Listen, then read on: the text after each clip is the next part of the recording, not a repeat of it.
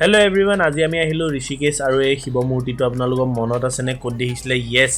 যোনটো আপোনাৰ 2013ত আপোনাৰ কেদাৰনাথত বানপানী হৈছিলে তেতিয়া এই মূৰ্তিটো দেখিছিলোঁ যেতিয়া ভাগি গৈছিলে বোলে এইটো আকৌ নতুনকৈ ৰিবিল্ড কৰিলে আৰু সেম টু সেম আগৰটো দৰে বনাইছে বিৰাট ধুনীয়া লাগিছে আৰু ইয়াৰ আশে-পাশে বহুত ফৰেনাৰ বিলাক ঘূৰি ফুৰিছে আৰু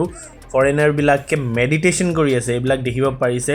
সো ভাবক আমি ইণ্ডিয়ান মানুহবিলাকে মেডিটেশ্যনক গুৰুত্ব নিদো ফৰেনাৰে দিয়ে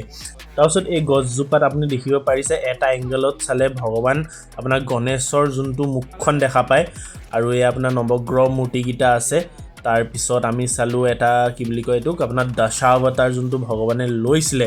একচুয়ালি দশাৱতাৰ লৈছিলে কিন্তু ইয়াত দশাৱতাৰতকৈ বেছিহে মূৰ্তি থৈছিলে সো আমি সুধিলো কিয় লৈছে সো বেলেগ বেলেগ অৱতাৰও দিছে আৰু যোনটো অৱতাৰ আকৌ হ'ব হেবিলাকো দিছে সো বহুত ভাল লাগিলে ইয়াত ওচৰত যাব নোৱাৰি বিকজ এলাও নাই বোলে মানুহবিলাকে চুই কৰি কিবা লেতেৰা পেতেৰা কৰি দিয়ে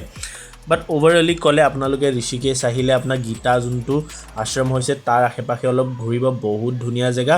বহুত ভাল লাগিলে so thank you for watching this video